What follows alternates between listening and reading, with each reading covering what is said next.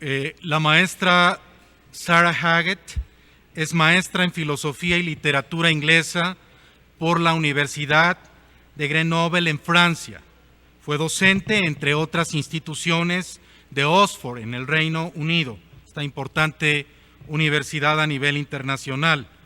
Actualmente es directora de Información de Publicaciones en el equipo de Cienciometría y Análisis de Mercado del Departamento de Investigación y Relaciones Académicas de la editorial Elsevier y forma parte del Consejo de Tendencias de Investigación enfocadas en la comunicación y la necesidad de mediciones innovadoras para la evaluación científica.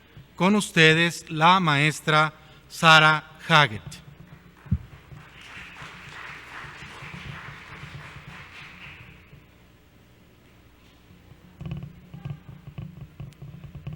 Buenos días, and welcome to all who are joining us here in Mexico or remotely via the transmission.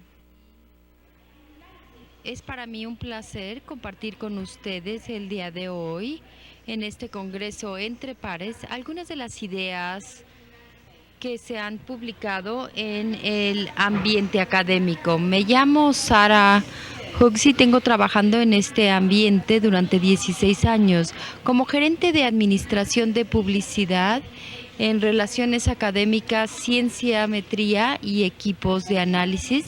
Me especializo en la biometría y en otros métodos que se utilizan para poder evaluar el impacto científico que nosotros utilizaremos en nuestro viaje sobre este entorno académico. Con esta presentación exploraremos la comunicación científica y las evaluaciones científicas en una gran variedad de niveles.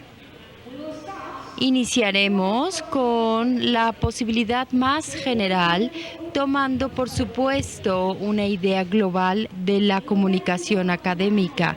Después pasaremos al nivel nacional para enfocarnos en el enfoque actual de México. En nuestra siguiente sesión cubriremos la evaluación de investigaciones donde hablaremos sobre la situación de la Universidad Autónoma de México.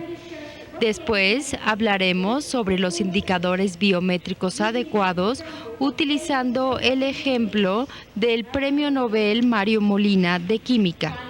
Y por último, nos concentraremos en el artículo investigaremos la biométrica de este nivel.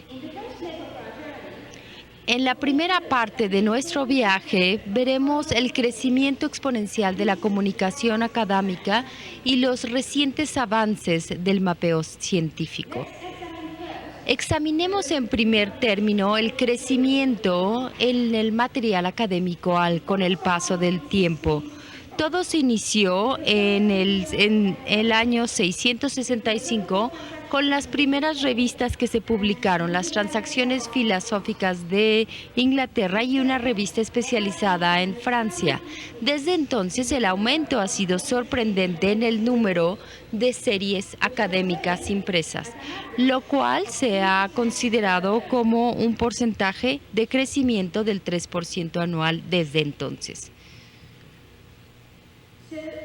Entonces, en un momento en el que la información es una sobrecarga y que se han convertido como frases ya muy comunes, la pregunta es si realmente se están publicando más cosas. En estas gráficas mostramos números acumulados de artículos académicos en la línea punteada, restringidos a los últimos 21 años en la línea punteada. Al final del 2011, esto subió a una cantidad impresionante de 42 millones de artículos académicos y 28 millones restringidos a los primeros 20 años. Esto significa entonces que la mayoría de los artículos que se han publicado se publicarán durante su vida laboral correspondiente. Los investigadores están de acuerdo en decir que se ha publicado demasiado y que han dicho que se ha publicado ya. Aquí tenemos la presión de utilizar lo publicado. Hemos llevado a cabo una encuesta de más de 1,600 investigadores y esto es lo que encontramos. Lo que hemos encontrado es que el 42% de los investigadores se sienten presionados a publicar más artículos de investigación que menos artículos de mayor calidad. Para el Reino Unido y los Estados Unidos, esta proporción fue significativamente más baja, a 30 y 40%. Sin embargo, para Rusia y para China, este porcentaje fue mucho más alto que el promedio, respectivamente, de 53 y 62.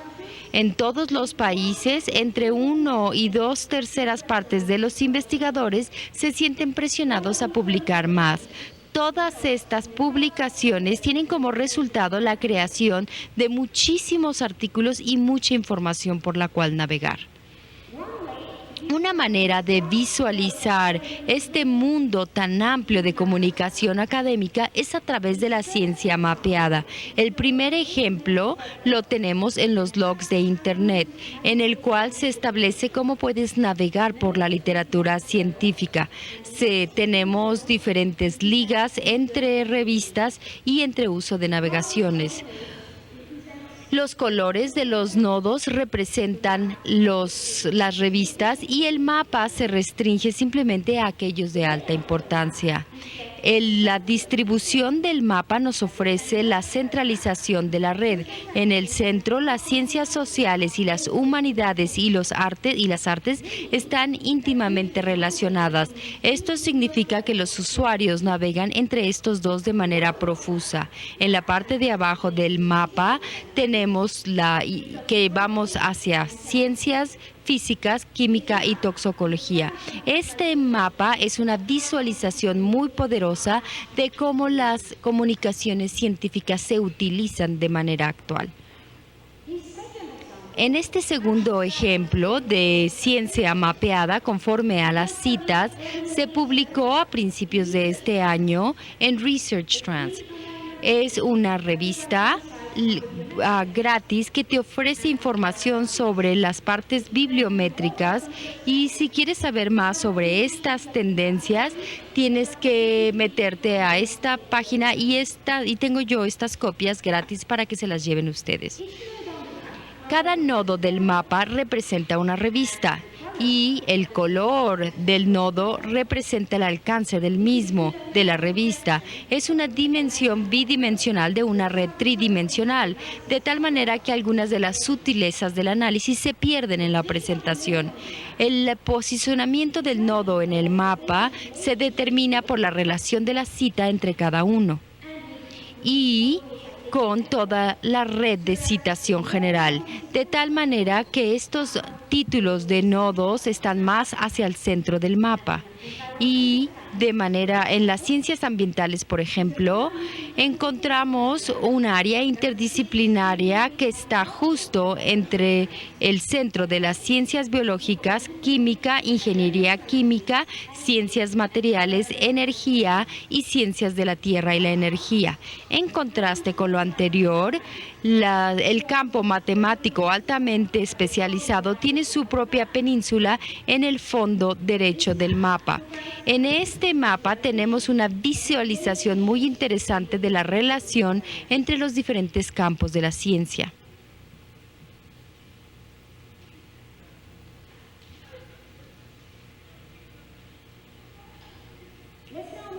Ahora pasemos al siguiente punto de nuestra exploración, durante la cual cubriremos información que se puede obtener a nivel nacional, enfocándonos particularmente en patrones de colaboración para el caso de México.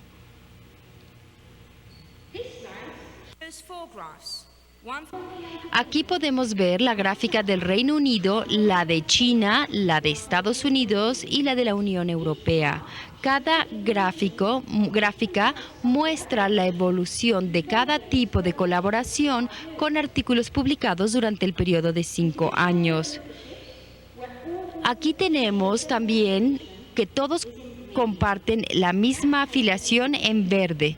Las asociaciones nacionales es donde los autores tienen una o más afiliaciones dentro de su país y está en azul. Y los códigos internacionales es donde por lo menos un autor es de otro país, se muestra en color morado. La posición vertical de los círculos representan la proporción de cada tipo de colaboración en comparación con cada uno de los países y sus resultados. El tamaño de los círculos representan también el impacto en citas. De manera sorprendente, cada una de las gráficas muestra una ventaja de citación de manera internacional y nacional para artículos de autores con colaboración de internacionales citados a un mayor rango que las nacionales. Por lo que se refiere al Reino Unido y a la Unión Europea, los artículos con autores internacionales se citan el doble que aquellos de manera institucional o nacional. Para China, el índice es incluso más impresionante. Los artículos de autores internacionales se citan más de 3 veces que los institucionales o nacionales. Aquí tenemos otra visualización de los beneficios de la colaboración internacional basada en el impacto de citas. Aquí estamos mostrando la colaboración del Reino Unido con otros países y los círculos representan los artículos académicos que han salido de cada país y el tamaño de los mismos en proporción de los artículos en coautoría con el Reino Unido. Los colores representan a cada uno de los países en base al impacto de citas.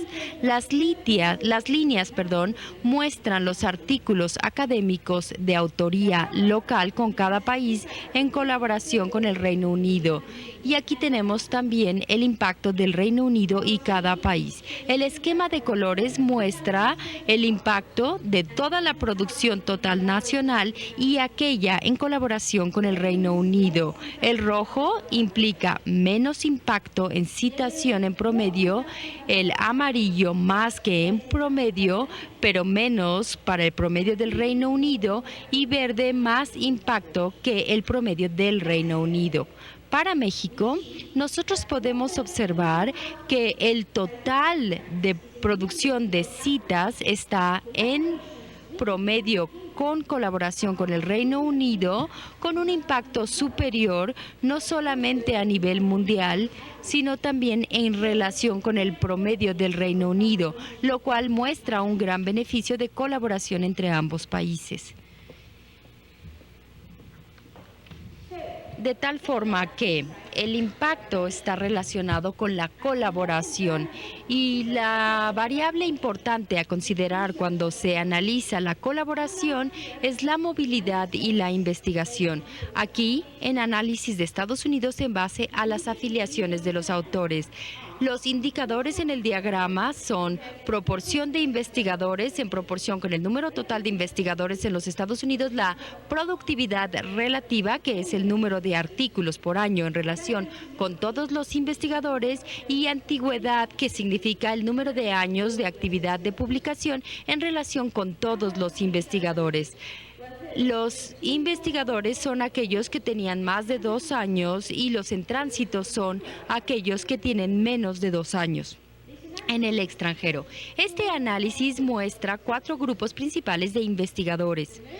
El más productivo de ellos, desde el punto de vista cerebral, representa 7.6% del total del número estadounidense de investigadores, lo cual de hecho representa 1.6 del número total. Estos regresan a los Estados Unidos después de 2 años en el exterior con casi el doble de actividad productiva que el promedio estadounidense. El segundo grupo más productivo son los que están en tránsito con menos de 2 años en el extranjero. Estos representan casi 1/3 parte de los investigadores estadounidenses. Además, son mucho más productivos que en promedio. El tercer grupo más productivo, que forma el grupo cerebral, representa 6.6% de los investigadores estadounidenses y son más productivos que el promedio. Sin embargo, El último y el más numeroso de los grupos representa más de la mitad del total de los investigadores estadounidenses y está formado por los sedentarios que han sido autores de todas sus publicaciones desde los Estados Unidos. Estos son menos productivos que cualquier otro grupo de investigadores en este diagrama.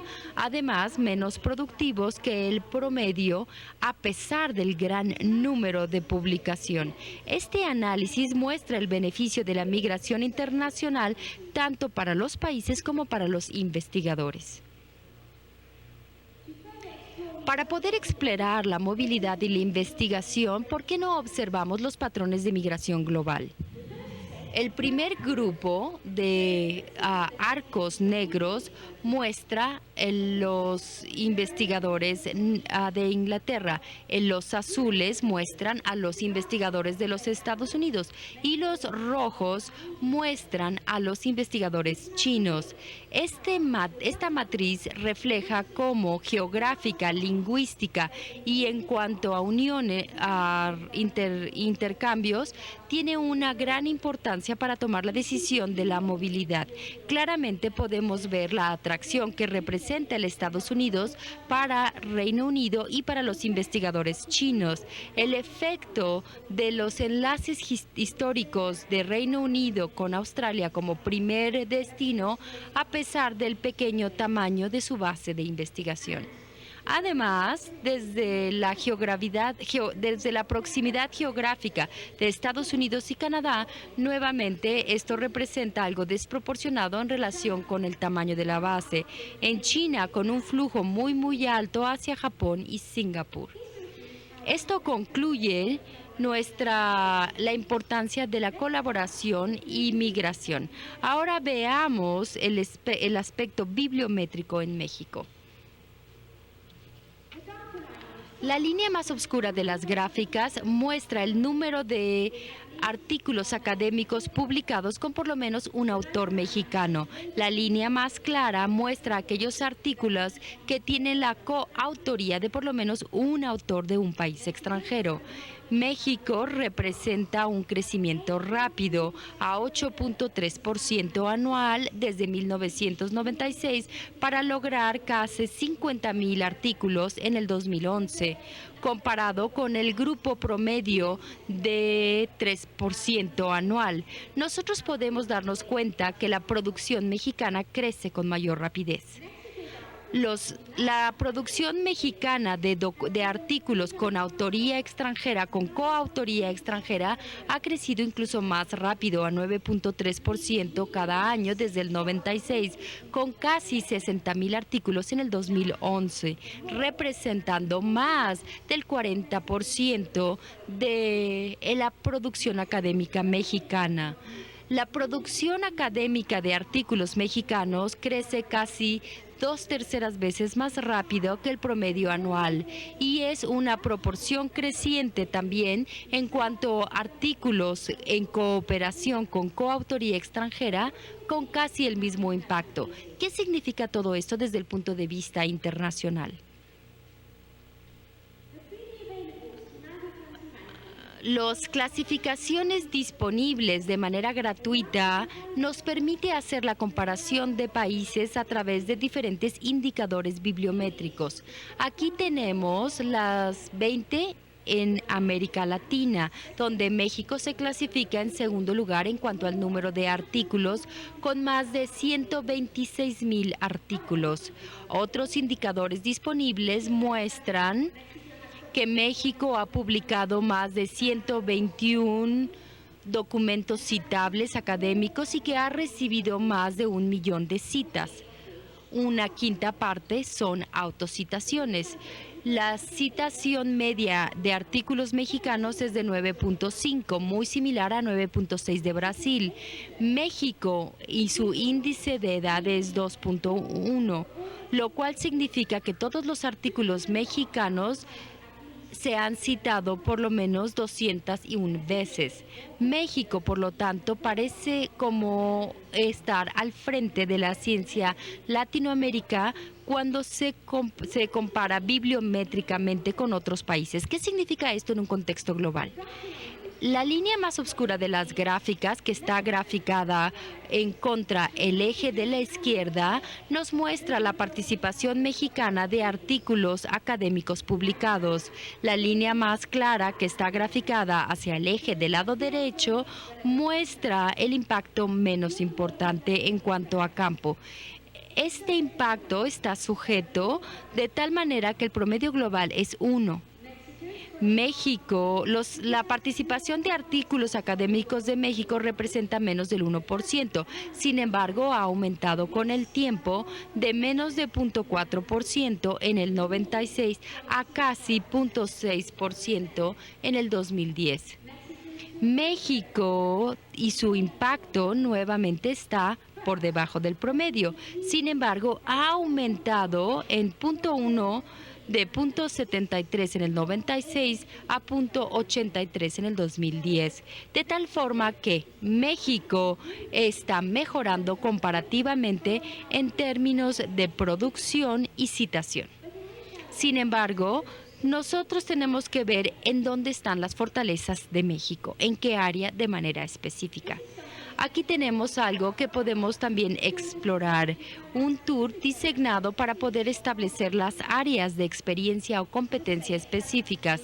Es una toma fija, hay muchísima más información en la herramienta en línea, con figuras, con tablas, etc. Cada círculo de la gráfica representa una de las competencias de México y el tamaño representa el número de artículos en esa competencia en particular.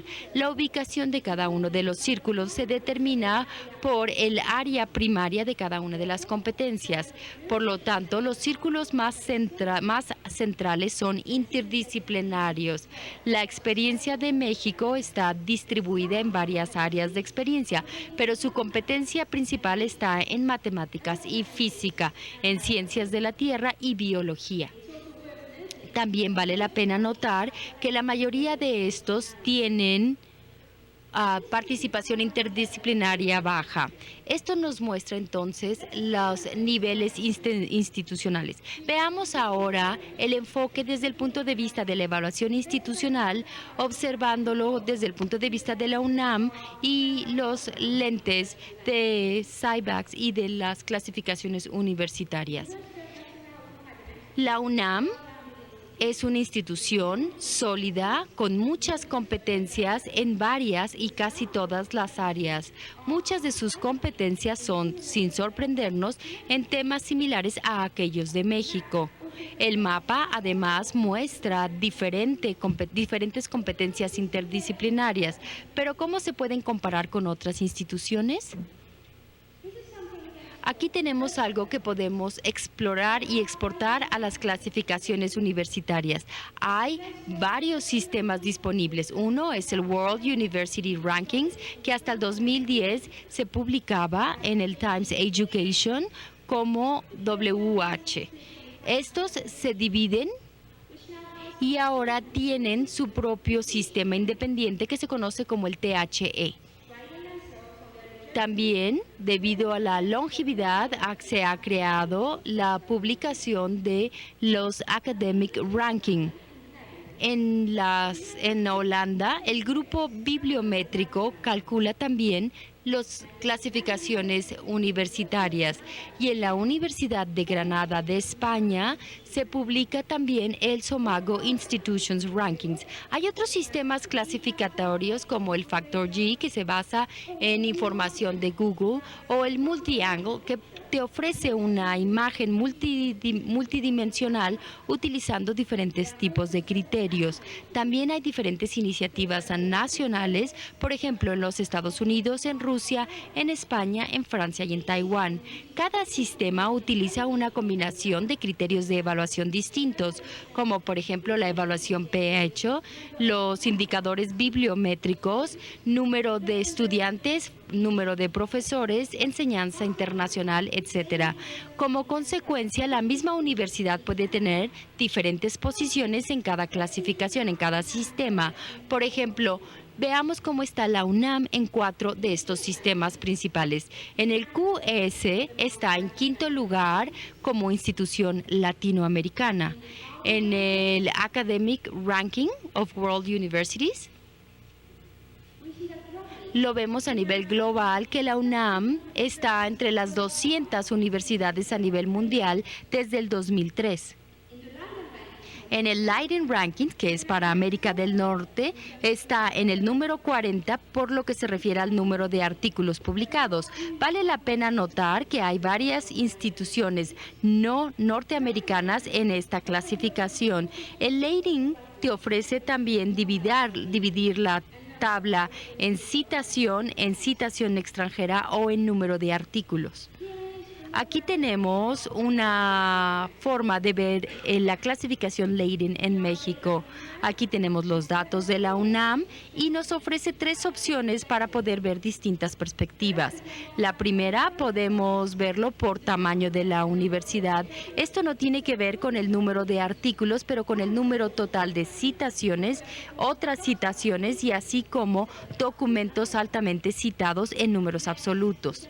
También podemos ver los conteos fraccionales de citas y también todo esto significa que si el papel está con coautoría con 5 investigadores y 2 de ellos sean de la UNAM, se le da 0.4 de los artículos como publicación para ellos. Para la UNAM, esto resulta como un conteo para todos los indicadores. Por último, también tenemos la opción de excluir aquellas publicaciones que no son en inglés, lo cual para la UNAM aumenta el número de impacto en citas y en números de artículos citados. Esto es increíble porque los artículos no en inglés se citan con menor frecuencia que aquellos en inglés. Ahora exploremos la clasificación de la SCI para Iberoamérica. Este es un grupo muy interesante que incluye España, Portugal y América Latina. Y del lado izquierdo podemos ver la clasificación entre todos los países diseñados como IB, SCIB, y el SC solamente para América Latina, IB para todos. Y aquí podemos ver la clasificación por lo que se refiere a artículos divididos solamente o encabezados por la Universidad de Sao Paulo en Brasil. Aquí la clasificación nos da diferentes indicadores para poder hacer los números de artículos, fraccional para artículos con coautoría, y también hay una medida de colaboración internacional que se computa con el análisis de artículos con la coautoría en otros países. Para la UNAM, aquí tenemos más del 38%. El siguiente indicador es el impacto normal de las citas y su índice dividido por el impacto mundial. Esto representa un impacto normal con un número igual a nivel nacional. Para México, el caso es de 0.8. Q1 es el índice para los documentos publicados en francés en revistas francesas. Aquí se definen como aquellos que están clasificados en el 25% del primer cuartil de la clasificación. Aquí este indicador nos muestra la bibliométrica. Les voy a dar esta información en mi participación en el panel sobre calidad. Para México, Q1 tiene casi el 44% y finalmente ER quiere decir rango de excelencia, lo cual implica la proporción de artículos publicados por un instituto en los 10 principales de su campo. Para México, aquí tenemos casi el 8%. Esto concluye nuestra revisión de las clasificaciones universitarias. Veamos ahora la bibliometría, los datos bibliométricos para autores, utilizando por ejemplo, a María Molina, la famosa novelista, como un ejemplo.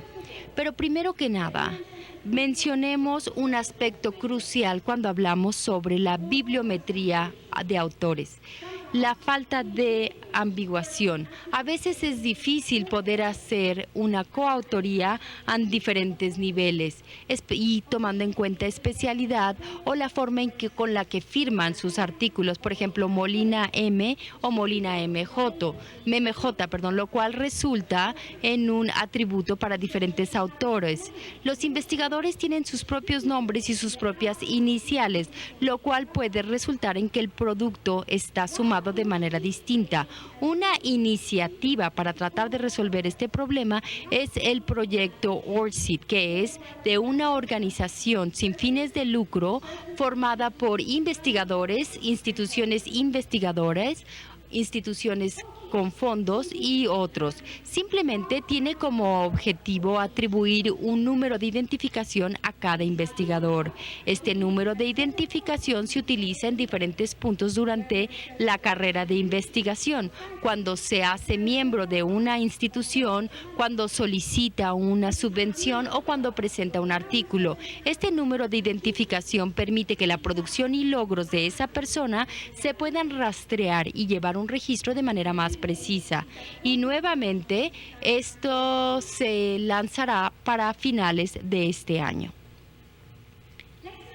Vamos no solamente a hablar sobre el más conocido de todos los sistemas bibliométricos, el índice H. El índice H se presentó en el 2005, el físico Jürgen Hertz, en base al número de artículos publicados por investigadores que hayan recibido citas.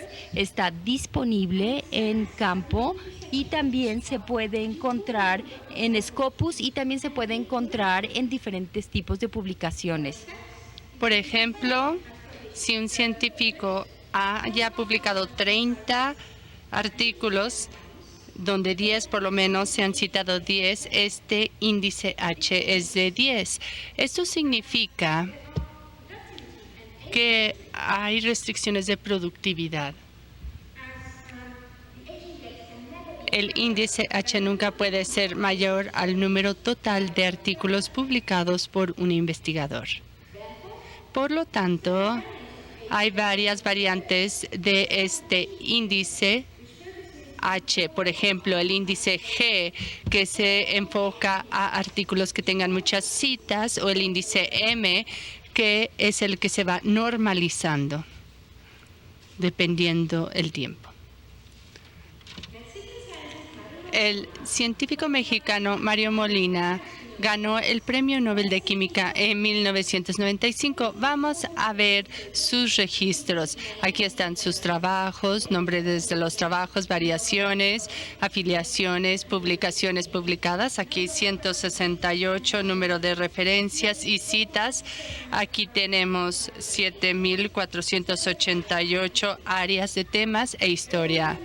También hay un vínculo con la evaluación del autor que da más información para ir desglosando las publicaciones por año, revista o también con el índice H.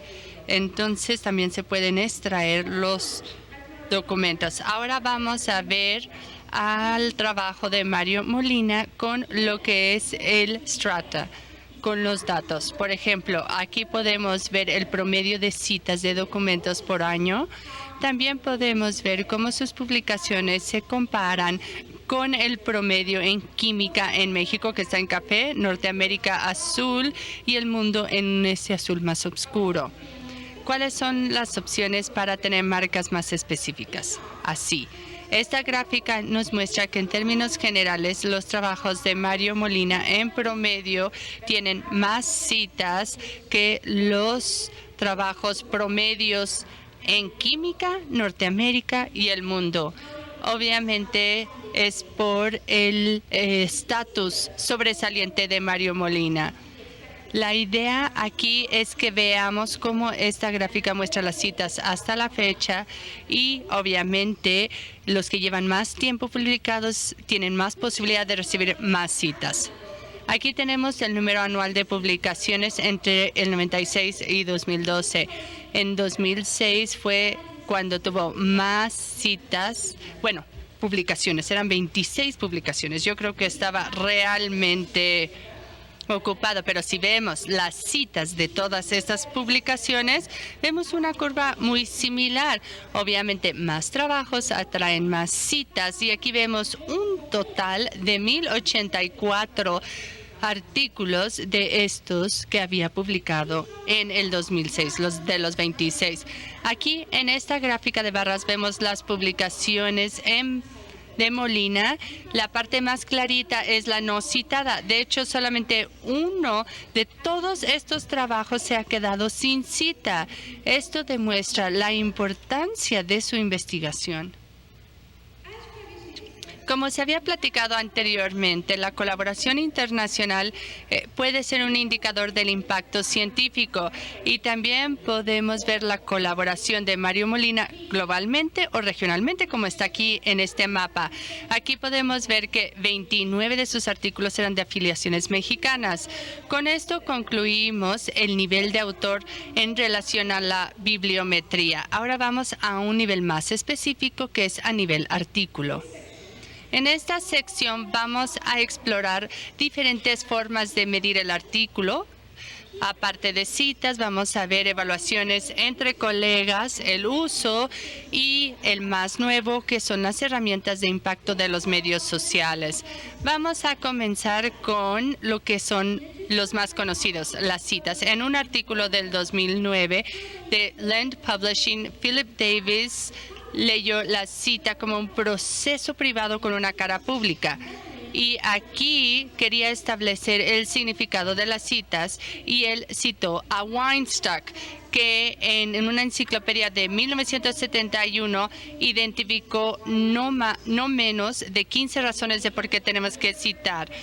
A lo mejor se necesitaba de trabajos anteriores, pero también podemos citar trabajos que estén en contra o a favor de lo que nosotros presentamos. Entonces, a veces es difícil decir exactamente para qué es la cita si no tenemos un contexto exacto.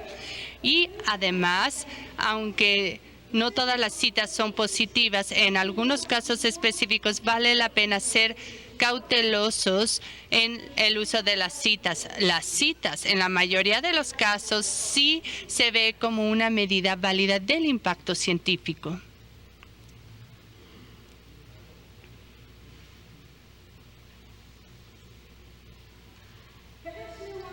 Quizás los mejores que pueden evaluar la investigación son investigadores del mismo campo. Y en esta sección brevemente quisiera hablar sobre el sistema que tenemos de evaluación entre colegas.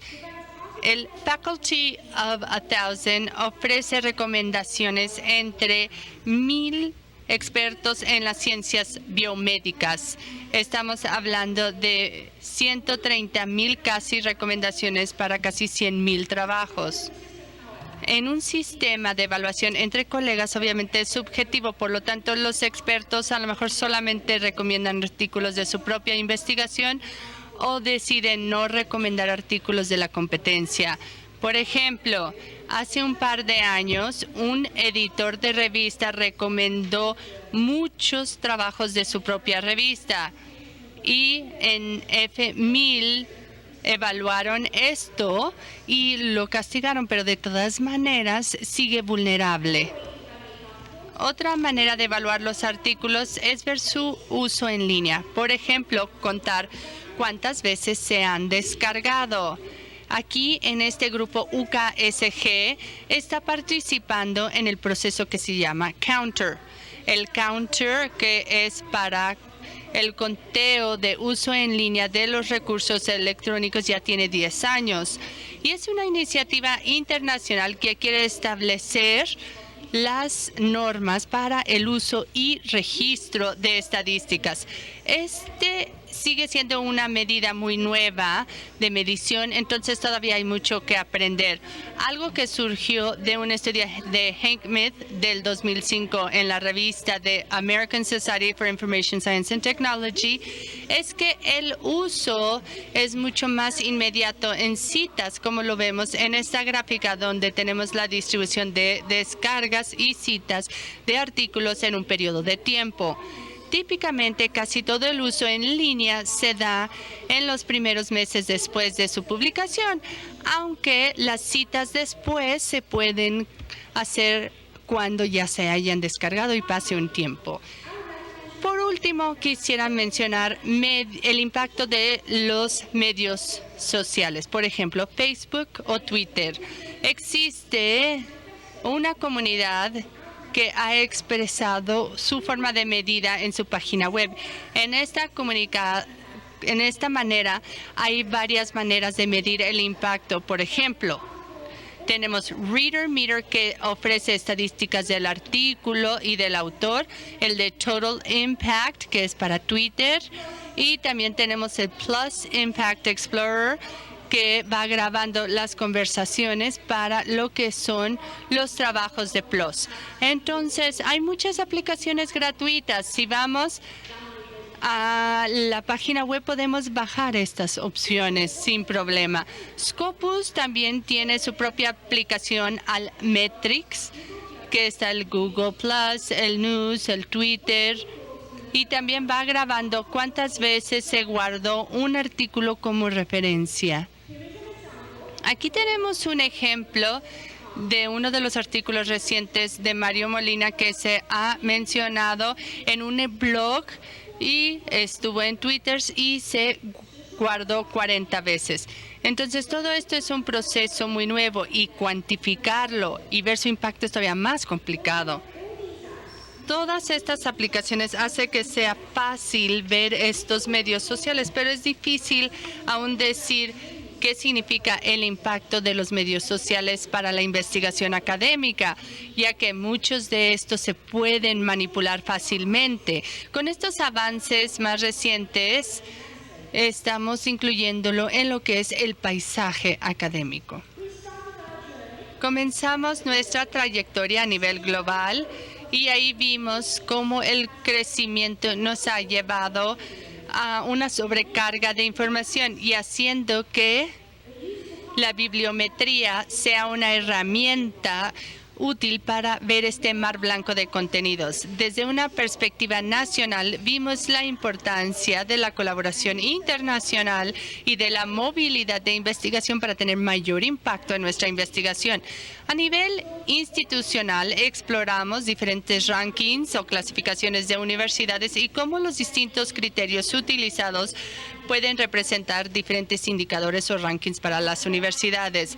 Luego, bajando a nivel de investigador, también hablamos de cuestiones de autores y el lanzamiento del proyecto ORCID, donde se explora el índice H y otras formas de medición. Y por último, a nivel más específico, lo vimos a nivel artículo. Vimos aquellos indicadores como citas tradicionales, evaluaciones entre colegas, usos e impactos de medios sociales, recordando que tenemos que ser muy precavidos en relación a las incertidumbres asociadas con su significado respectivo. Quisiera agradecerles por tomarse el tiempo de hacer esta trayectoria con este paisaje de publicaciones académicas y ahora abro el piso a preguntas y respuestas. Gracias.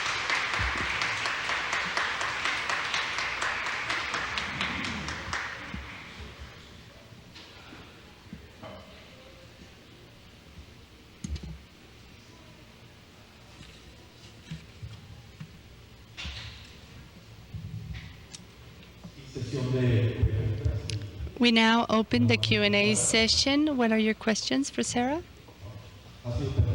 Was everything that clear? Okay, can we give him the microphone, please?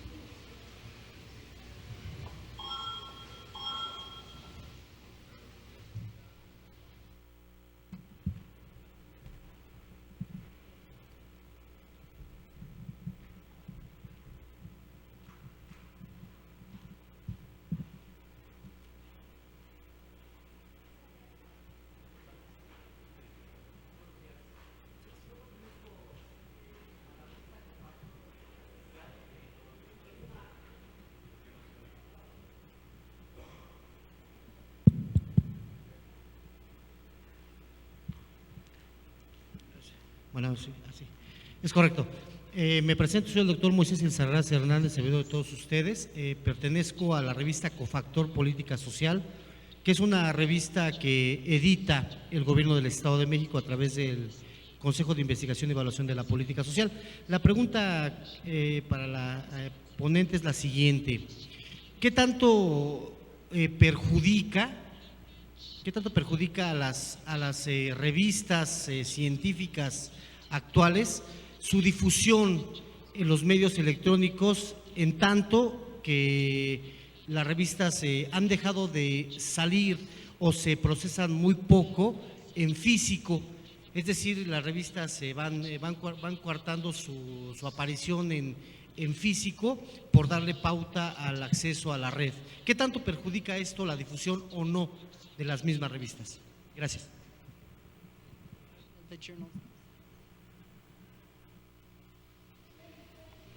Muy buena pregunta. Muchas gracias por hacer esa pregunta.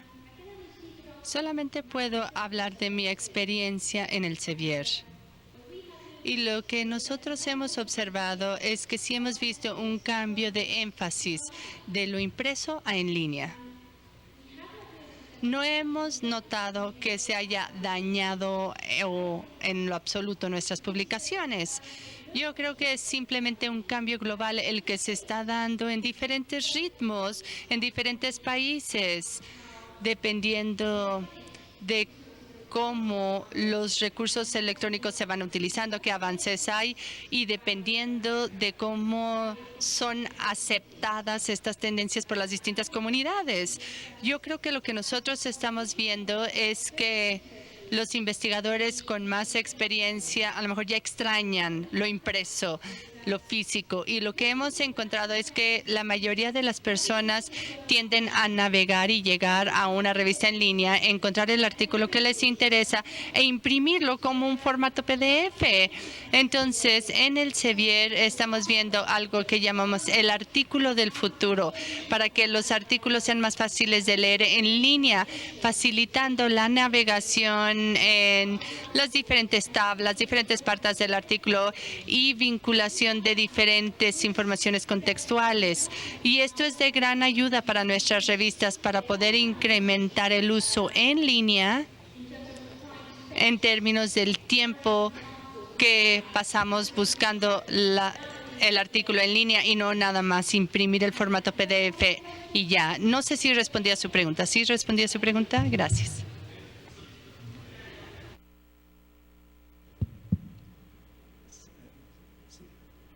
Going to speak in Spanish. Bueno, muchas felicidades. Congratulations for your lecture. Very informative, very well organized. De los científicos se ha hecho. The National Research. Jóvenes investigadores, los investigadores de nivel 1, que para hacer nivel 1 nomás se pide pues haber publicado un libro y 5 artículos de calidad y haber dirigido tesis. Sin embargo, para subir ya al nivel 2 y al nivel 3 es muy oscura la claridad con la que se evalúa, porque para el nivel 2 se pide haber consolidado un grupo de investigación y para el nivel 3 se pide como ser un investigador de clase mundial. Sí, un poco es así el discurso. Sin embargo, yo como investigador, yo soy investigador nacional, yo he percibido que no hay objetividad en esas evaluaciones que se hacen del nivel 2 y 3. Es objetivo hasta el nivel 1, porque más o menos está clarificado, pero a nivel 2 y 3 ya no está claro. Y bueno, yo me he comparado, ya lo mencionaba ayer, como Webmetrics mide las citas en Google Scholar o en Google Académico, en español, pues yo he descubierto que yo soy el octavo más citado de los niveles 3, ocupo el lugar 8, sin embargo yo soy nivel 1, ¿sí? Entonces, lo que yo quisiera preguntarle, porque veo que también con las otras bases de datos que yo no conocía, y se lo agradezco mucho, pues su conferencia me ha abierto mucha información. Yo veo que también hay otros criterios de evaluación. Entonces, mi pregunta en concreto es, yo creo que esto debería ser algo muy transparente, muy objetivo. Número de descargas, número de citas, que yo veo que ya están las herramientas tecnológicas a nivel mundial para hacerlo. Y lo que tendríamos que hacer en el CONACYT es usar estas tecnologías para que sea un proceso transparente y objetivo, ¿sí? Entonces, mi pregunta en concreto, ya, perdón por este marco tan amplio, pero sobre todo para informarle a ustedes la idea, ¿qué herramienta sugeriría, o sea, qué bases de datos, qué tecnologías usar para que la evaluación de estos a los niveles 2 y 3 fuera muy clara y transparente?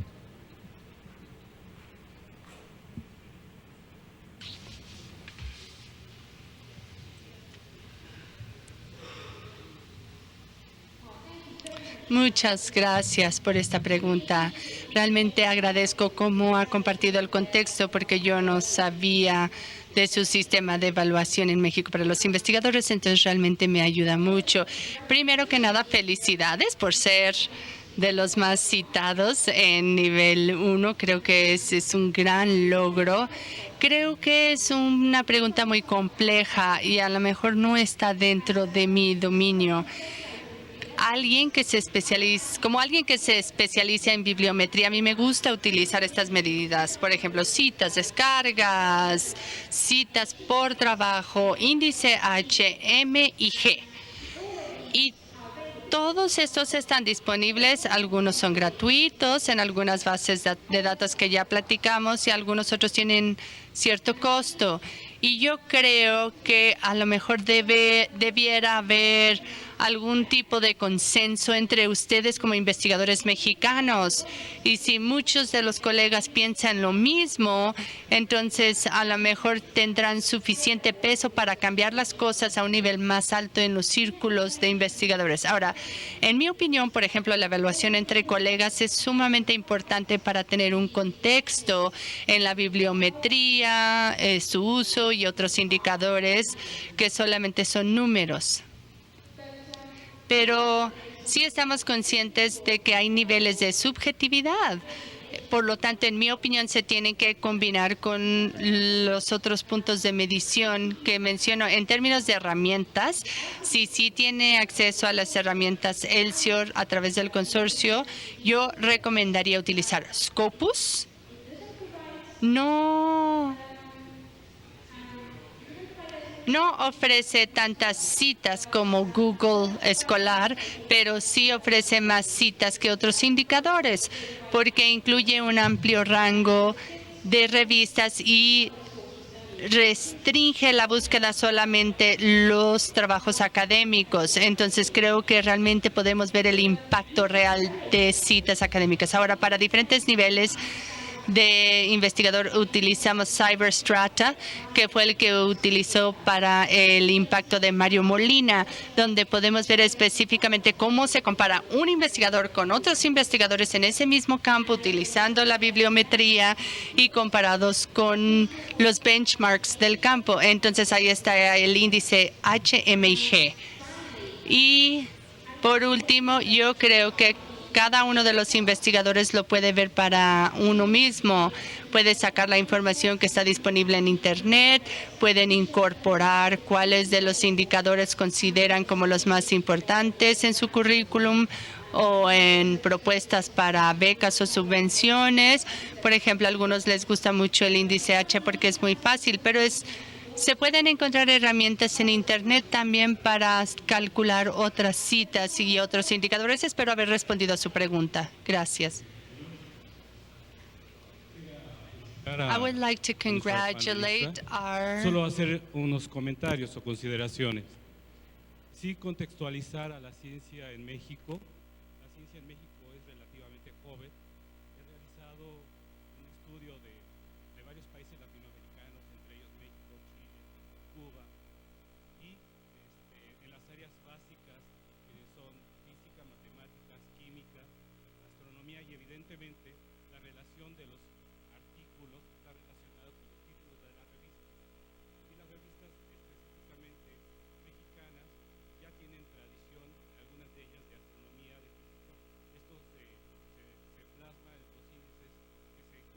with the indexes that are referenced.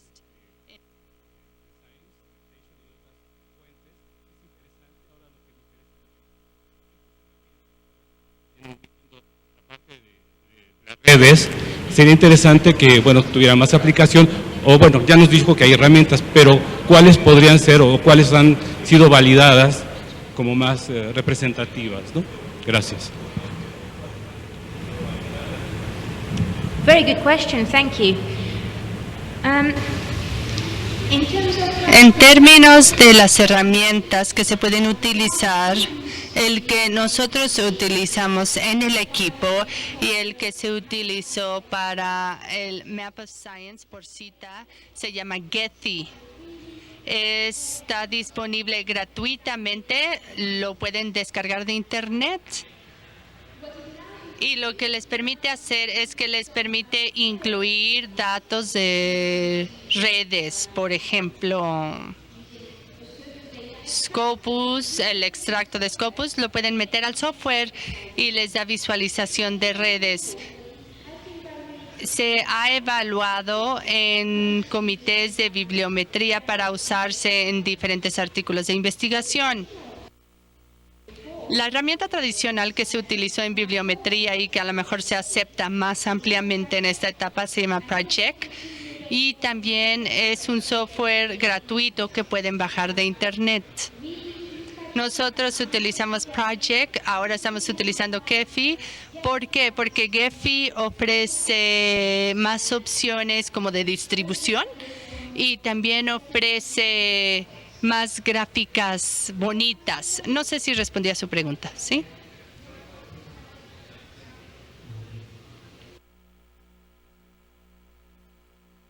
I am Guillermo Delgado. I'm from the Mexican Chemical Society. I work at the National University, and I would like to congratulate for your very interesting talk.